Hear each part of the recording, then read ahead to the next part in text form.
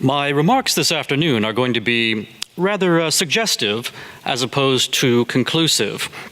And while my theme is national conservatism in the early American Republic, we're going to have to range rather far and wide in order to understand what national conservatism is and what its alternatives have been, what the sort of competing interpretations of American history and America's national philosophy have been. You have no doubt all heard this idea that the United States only has a liberal tradition.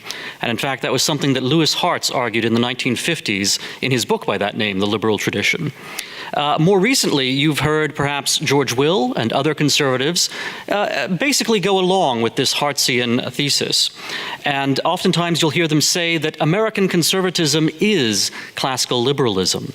And that perhaps raises a number of immediate questions. Whatever one might think of classical liberalism, if one looks at self-identified classical liberals or libertarians today, they seem to be strongly opposed to most of what is considered national conservatism at this conference. We can look at some of the signature policies of Donald Trump that have differentiated his form of nationalism or national conservatism from what had perhaps been the conservatism of consensus or the conservatism of the conservative movement between the end of the Reagan era and the advent of Donald Trump. Trump has differentiated himself from that earlier tradition on issues such as foreign policy, where Donald Trump is very critical of the idea of going abroad in attempts to create a nation building, in attempts to affect an ideological transformation of other parts of the world.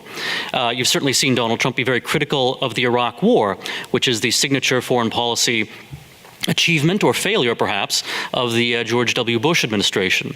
On trade policy, of course, you have seen a night and day change with respect to trade deals between the conservative movement of the 1990s and 2000s and the Donald Trump position. Donald Trump, in many ways, is a throwback to the position that Pat Buchanan had staked out in 1992 and in 1996 as a trenchant critic and opponent of NAFTA and other trade deals. And that was a position which the conservative movement as a whole for about 20 years thoroughly rejected until Donald Trump first became the Republican nominee in 2016 and then, of course, became president. And a third element, of course, in which we see a great deal of difference between Donald Trump's nationalism or national conservatism and certain 1990s and 2000s era forms of conservatism is on immigration, where Donald Trump takes a very hard line and is not only a supporter of enforcing our border, not only a supporter of removing illegal immigrants, but also Donald Trump seems to favor a reduction perhaps even in legal immigration. And this is quite a shocking thing, again, to libertarians and to conservatives who think of themselves as classical liberals. Because from an economic point of view, the libertarians and the classical liberal conservatives argue that more immigration is always a good thing because it's always going to be economically beneficial, because human beings are going to bring their productive capacities with them. Immigrants, even illegal immigrants, are going to pay into the Social Security system, for example, and that all of this is really the thing that should be most important to us, that and the aspirations of the immigrants as opposed to the cultures from which they come, which has been the point that Donald Trump has emphasized. So you have these competing ideas of conservatism over the last 20 years and today. And these competing ideas differentiate themselves on foreign policy, on trade, and on immigration. And one question that arises is which of these two traditions has a firmer grounding in America's history? And the answer, I will submit to you, is that Donald Trump's national conservatism is in fact much closer to the national conservatism that has existed throughout most of America's history than this rather newfangled classical liberalism or, modified neoliberal conservatism that you've seen in the last 20 years, really since the end of the Reagan era through to the election of Donald Trump in 2016. But we also have to, I think, examine a certain philosophical question as well. The question of whether America has a founding that is so philosophically liberal that you must inevitably have a kind of a conservatism, even the conservatism of America must be liberal because America has a philosophical liberal founding, right?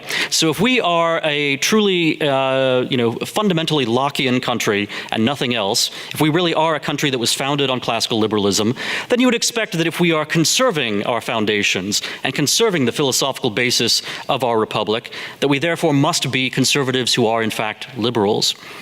I want to, again, make some suggestive remarks as opposed to absolutely conclusive ones. And I think we should perhaps begin by looking at the very language that we use here, the language of conservatism and of liberalism. When do we find that these terms actually enter Anglo-American political discourse? Well, it isn't with John Locke. It's not, in fact, until the 19th century that the terms conservative and liberal begin to be used in England and in the United States. In 1834, you have the foundation of what is called the Conservative Party, and which still exists, of course, in the United Kingdom, at least for now. They are having a certain challenge from the Brexit Party. But the Conservative Party is founded in 1834, and the term conservative really only enters Anglo-American political discourse a few years before that.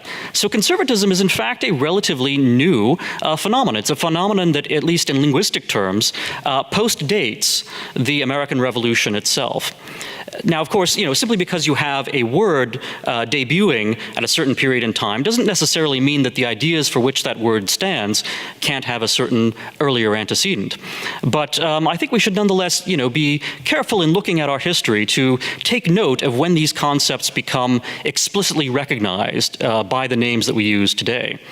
So if conservatism seems rather newfangled, debuting in the 1830s, and by the way, I should note that even in the 1830s, certain publications looked at America and they said, well, if you now have this new thing called conservatism in Britain, do you see any parallel to it in the United States? And in fact, even in the 1830s, there were publications that claimed there had, in fact, been something parallel to British conservatism in the United States. And they said it was the Federalist Party. They said that it had been the political coalition and grouping formed around not only President Washington, but also, of course, John Adams, and that it was, had died out perhaps by the 1830s, but was indeed conservative in much the same way that the British Conservative Party was from its outset in the 1830s. So there may be a sense in which there is, in fact, a founding American conservatism that goes back to our own, earliest days of our republic, even if the word conservative was not the one that was used at that time. And simply because the word conservative was not used doesn't mean that we should therefore disregard it, because of course the word liberal was not used then either. And in fact, what may surprise you is that the word liberal takes on a really carefully defined, or at least broadly descriptive meaning in Anglo-American politics only after the word conservative does. You have the founding of the British Liberal Party in 1859, and while the word liberal enters political discourse in the UK long before then, it's really, basically after conservatism has already become a term of Anglo-American political discourse. And the term liberal, actually, there's a book by Helena Rosenblatt called The Lost History of Liberalism that was published in this past year, which kind of looks at this terminology and looks at how it's adopted not only in the Anglo-American world, but especially in continental Europe. And Rosenblatt's argument is that liberalism comes to be the term, first in continental Europe and then later on in Britain, a term that is associated with the ideology of the French Revolution. That, you have a faction, a political faction in Spain who first adopt the title liberal as a way of signaling their support for the French Revolution. It is, that the idea that they are, sort of the advanced party, they're the party of shaking up the established institutions of Spain and introducing a new order. That new order is going to be freer, it's therefore going to be liberal, and it is one modeled after the revolutionary French regime. And in fact, the armies of the French Revolution had introduced many of these ideas into not only Spain, but other parts of Europe. Well, obviously, in the Anglo-American tradition, you're not getting French armies introducing the term liberalism or the spirit of liberalism into the British Isles, let alone into the North American continent. But rather, there is this tendency among certain Whigs and certain radicals early in the 19th century in Britain to look to the French Revolution and say, well, you know what, it's not all bad. And in fact, it was necessary to get rid of the Ancien regime. And in fact, even even here in Britain, we need to be updating things. We need to be broadening the electorate, for example. We need to be abolishing old kinds of economic restraints, and we need to basically be freeing everything up. So British liberalism in the 19th century is on the one hand drawing from a continental French revolutionary tradition that is quite radical, and if not necessarily revolutionary in the British context, is certainly nonetheless reformist in a very dramatic way. But also you find that the British liberals of the 19th century are drawing upon a native tradition as well, a tradition that does look back to the late 18th century and looks back to thinkers such as Adam Smith, for example. Now, if we look back to that 18th century period, we actually find that the thinkers that might be identified as early liberals or proto-liberals before the term liberal itself enters political discourse are of a rather interesting character. So you have someone like David Hume, who really introduces a quite novel view of philosophy, a very skeptical view, and who in fact overturns the traditional idea that reason is the driving force in human psychology and in sort of the human mind's ability to create a political order.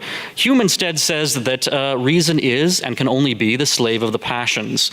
That in fact, Hume, whether he's taking his inspiration here from the sort of Epicurean and hedonistic tradition of the ancient world, or whether he is in some sense creating a new tradition or innovating, one way or the other, he comes to see the passions and the feelings and the sentiments as being the driving force in human life. And therefore, reason serves an instrumental end, and it is towards the end of fulfilling our passions and fulfilling our sentiments and our desires. You see this kind of philosophical perspective worked out in Adam Smith, who starts off with the theory of moral sentiments, and who later, of course, writes The Wealth of Nations.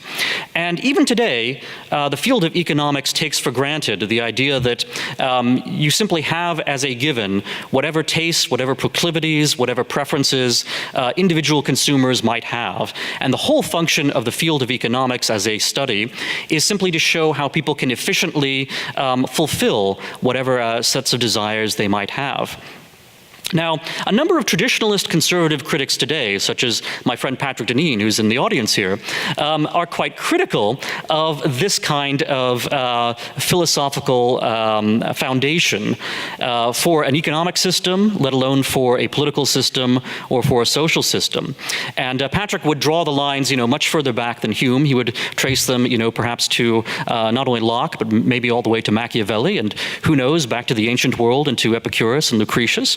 But nevertheless, there is a strain in conservatism, which I think Patrick represents very effectively today, which looks at this and says this is fundamentally incompatible with a sort of Platonic or an Aristotelian or indeed a Christian view of humanity and human nature. And that if you have a polity that is founded upon this sort of passionate basis, this basis that is not in reason and is not in moral objectivity, then you will necessarily have corruption seep in, and you will necessarily have the transformation of your polity into the kind of abusive liberalism that we see today. And in this sense, there may be a case to be made that classical liberalism contains within it the seeds of the kind of radical progressive liberalism that we see today. And I won't flesh out that argument in complete detail, but it's something that I think you can find very well argued in Patrick's works. Now, I said I was going to relate this to the early American Republic. Well, obviously, you see in the Declaration of Independence a strong Lockean influence. You see within the United States Constitution the influence of David Hume. You see the influence, perhaps even, of Niccolo Machiavelli. And I think that comes through in the Federalist Papers as well. It's clear that James Madison has a view of contesting powers, of struggle, as actually leading to more beneficial outcomes than sort of cooperation or a reasoned blueprint of how things should work. It's actually the self-interest that creates a successful polity. Well, if this is troubling to conservatives from one direction, on an ethical level or on a philosophical level, on the other hand, it may also be somewhat reassuring. I mean, look at someone like David Hume, who is in fact considered to be, in his own way, a Tory. Samuel Johnson considered Hume to be an accidental Tory. Thomas Jefferson, who of course represents a rather more progressive and libertarian side of American early political thought, Jefferson actually wanted to censor David Hume's History of England because he considered Hume's History of England to be subversively Tory and to be insufficiently sort of supportive of the mythology that Whigs and people like Jefferson wanted to see within the history of sort of the English polity. They wanted to trace a certain kind of liberty all the way back to the German forests, all the way back to Tacitus and to sort of other very old texts. So there's a sense in which the sophistication of Hume is actually arguably quite conservative. And there are certainly people who argue that James Madison has a conservatism that is grounded in realism, and that in fact, if you were to try to call forth a Platonic or even an Aristotelian kind of regime, you would be making a mistake, because in fact, if you look at the Greek city-states of the classical period, you'll find that they, whatever virtue their philosophers may have recognized, the cities themselves were in a constant state of upheaval, warring with one another, subjected to revolutions from within. There was a need, perhaps, for a modern theory of politics, and that is perhaps something that you get from Hume. It's something that you see then worked out and applied by people like Madison, or indeed Alexander Hamilton. You find it in the Federalist, and you find it in the United States Constitution. So is it the case that you find a fundamental liberalism in the American founding? There's this one argument that says that philosophically, yes, you do. But then there's also, I think, another argument which says there is a practical side to this, in which a number of wise men of the 18th century recognized the failures of ancient historical polities, especially ancient republics, and they innovated not for the sake of innovation itself, but for the sake of creating a stable polity, a polity that was actually conservative and could be conserved. And they didn't do it starting from nothing. They didn't start from year zero as a sort of Pol Pot or a Stalin might attempt to do. Rather, what they started from was a given polity, a given set of religious convictions that most Americans had as Christians, a given set of legal traditions that most Americans had as an offshoot of English common law, and a given shared culture and a given shared set of interests and experiences as American colonists, and then finally as American citizens. So this, too, I think, is something that has to be borne in mind, that on the one hand, you may say that there is a certain philosophical radicalism to the American founding, but there's also this givenness as to the thing to which the philosophy is applied. And even if you look back at John Locke himself, where does the people which comes together to make a social contract actually derive from? Locke doesn't really explore this in detail, but it's many Lockean scholars believe that it comes from a given sort of biblical nationhood. And Locke's own relationship, he's a sort of Socinian, he's a skeptic, he's not quite, he's certainly not at all an Orthodox Christian, but he's also not kind of openly in rebellion either. That there is this element of concession to a biblical tradition and a communitarian tradition, which again, I think, based on my remarks today, you can see as having a certain foundation within the American Republic alongside this foundation of modern philosophy. And I think this will segue very nicely into Rich Lowry's remarks as he tells us why America is not, in fact, simply an idea. Thank you.